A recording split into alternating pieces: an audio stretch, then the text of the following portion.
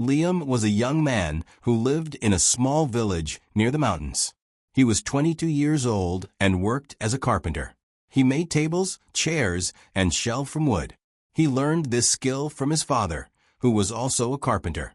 Liam lived with his mother, father, and younger sister in a small house. Every morning, he woke up early, ate a simple breakfast, and went to his workshop to make furniture. Liam was good at his job, but he had one big dream. He wanted to learn English. He believed that if he could speak English, he could travel, meet new people, and grow his small business. But in his village, there were no English teachers. No one spoke English. Liam tried to learn by himself. He had an old English book that he found at the market. Every night, after work, he read a few pages. He looked at the pictures, repeated the words, and wrote them in his notebook. It was hard. Sometimes he felt tired. Sometimes he didn't understand. But he didn't give up. One day, something happened that changed his life. A tourist came to the village.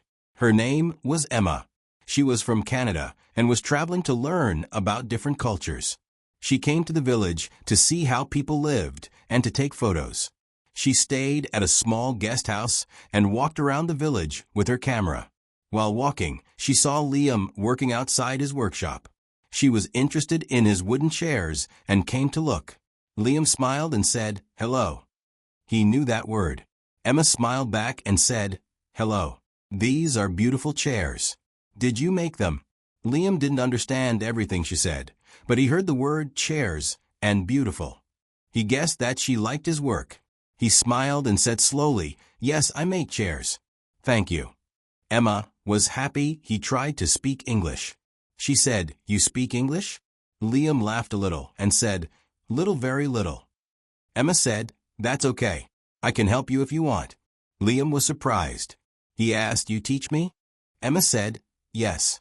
I teach English in Canada. I can teach you here for free." Liam couldn't believe his luck. He was so happy. He thanked her many times. That evening, Emma came to his house and met his family. His mother made tea and sweetbread. Emma gave Liam a small notebook and a pen. "Let's start with simple words," she said. Every day after work, Liam met Emma and learned English. He learned words like table, door, window, eat, run, and sleep. He made sentences like "I eat rice," "I work at the shop," and "My house is small." Emma was patient and kind. She corrected his mistakes and helped him speak more clearly. Liam practiced every day. When he walked, he said words to himself. When he saw things, he named them in English. After 2 weeks, Liam could speak better. He could talk about his day. He could ask simple questions. He said things like, "How are you?" and "Where are you from?" He was proud of himself. His family was proud too. One day, Emma asked him, "Do you want to learn more?" Liam said, "Yes. I want to speak like you one day." Emma smiled and said, "Then we need to practice stories. Let's make a small story today." Emma asked Liam to tell her a story about his childhood. Liam thought for a moment and said, "When I was a boy, I had a goat. Her name was Lulu. She was white and small. I loved her very much. Every morning, I gave her grass. She followed me everywhere. One day, she ran away. I cried. But the next day, she came back. I was very happy." Emma wrote down the story and helped him say it in better English. Liam repeated the new version many times. He learned new words like childhood, followed, ran away, and came back. A few days later, Emma gave Liam a short story to read. It was about a boy and a kite. Liam read slowly, looked up words he didn't know, and tried to understand the meaning. Then he told the story back in his own words. Emma said, "You are learning fast." One evening, Liam was sitting with his sister Maya. She was only 10 years old. He told her the story of the boy and the kite in English.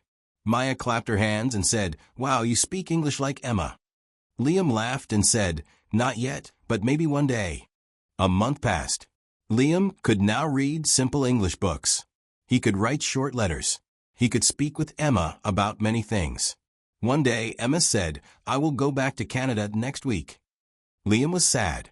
He didn't want her to leave. She had become a good friend and teacher. Emma said, "Don't be sad. I will give you more books, more lessons, and we can talk on the phone. Keep learning, okay? Liam promised, yes, I will never stop. On Emma's last day, the whole village came to say goodbye.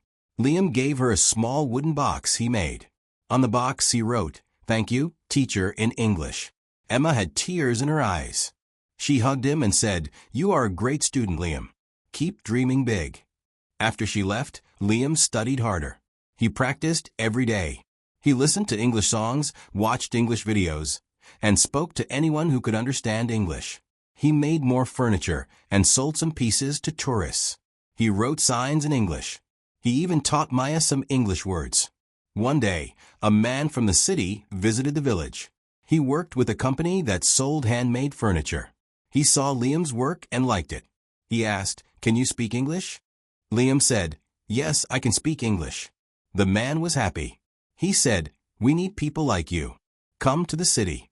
Work with us. We will pay you well." Liam was nervous, but he agreed. He went to the city for the first time. It was big and noisy, but he was excited. He worked in a showroom and talked to customers in English. Many people liked his work and his story. He became known as the carpenter who learned English to follow his dream. Liam didn't forget his village. He sent money to his family. He also came back every few months to visit. He started a small English club for children in the village. Every evening, 10 children came to his old workshop. They sat on wooden benches and learned new words, read small books, and told stories, just like he did with Emma. Years passed. Liam opened his own shop in the city. On the front, he put a sign that said, "Liam's Wood and Words." Below it, he wrote, "Dream big. Learn more." People from different places came to buy his furniture. Some came just to meet him. He spoke English fluently now. He even gave a talk at a school about how learning English changed his life. He said, "English is not just a language. It is a bridge. It helped me go from a small village to a big dream." Then one day, he got a letter. It was from Emma. She wrote, "I am coming to visit your village again. I want to see how my best student is doing." Liam smiled. He went back to the village and waited for her at the same place where they first met. Emma walked toward him with the same warm smile. Liam walked to her and said in perfect English, "Welcome back, teacher." Emma laughed and said, "Liam, you speak better than me now." They both laughed and talked for hours. That evening, they sat with the children from the English club. Liam told them the story of Lulu the goat again. But this time, the story was longer, funnier, and full of new words. The children laughed and clapped. Emma looked at him and said, "You did not just learn English. You gave the gift of English to others." Liam nodded. "Because you gave it to me first." And that night, under the stars, with children reading books and smiling, Liam knew that his journey had only just begun. The next morning, Liam woke up early. The village looked the same, but in his heart, everything felt new. Birds were singing, children were laughing, and the air smelled like fresh bread from his mother's kitchen. Emma was still in the village, and the children were excited for another lesson. They gathered near the old workshop, sitting on benches Liam had built himself. He stood in front of them, holding a new storybook. It was written in simple English, and he had brought many copies from the city. The children opened the books carefully, as if they were holding something magical. Liam looked at their eager faces and remembered how he used to feel the same way when Emma first gave him a notebook and a pen. Emma sat in the back, watching with pride in her eyes. She had come to visit for only 1 week, but seeing Liam's progress and how much he had given back to the village made her feel like staying longer. Later that day, as they sat under a mango tree, Emma said, "Liam, I think this village needs an English school." Liam nodded slowly. "Yes, I've been thinking about that too."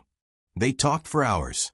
They wrote ideas in a notebook, how to build the school, what to teach, how to get books and teachers.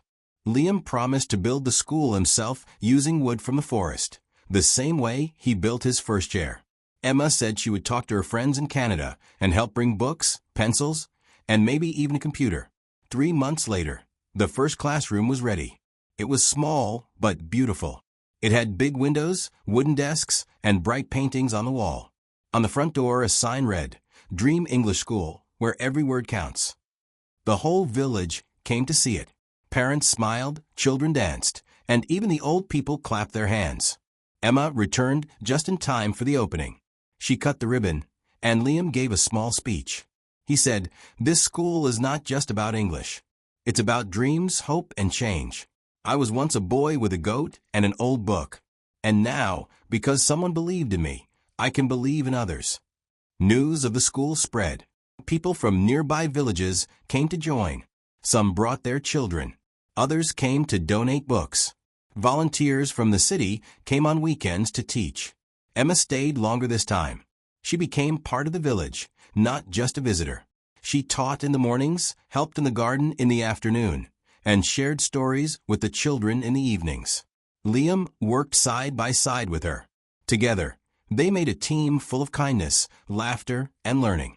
As time passed, more classrooms were added. The school grew. Liam became a local hero, not because he was famous, but because he had a heart full of love and a mind full of courage. He still made furniture, but he also taught English classes and helped other adults who wanted to learn. His sister Maya, now older, became one of the best students. She helped the younger children and dreamed of becoming a teacher too.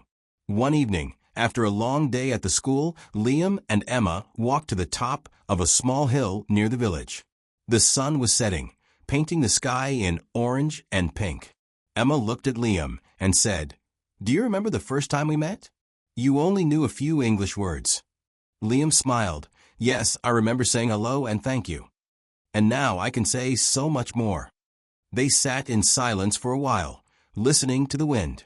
Then Liam said, "Thank you for changing my life." Emma shook her head and said softly, "You changed your own life. I just showed you the door. You opened it." Down in the village, the children were still reading under the big tree. The sound of their voices filled the air like music. Liam and Emma looked at the peaceful scene below. They didn't need to say anything more. And from that day on, the school continued to grow. The village became known as the place where dreams were born from words, where even a small boy with a lost goat could grow up to teach a world of hope. And everyone lived happily, learning and dreaming together, one English word at a time.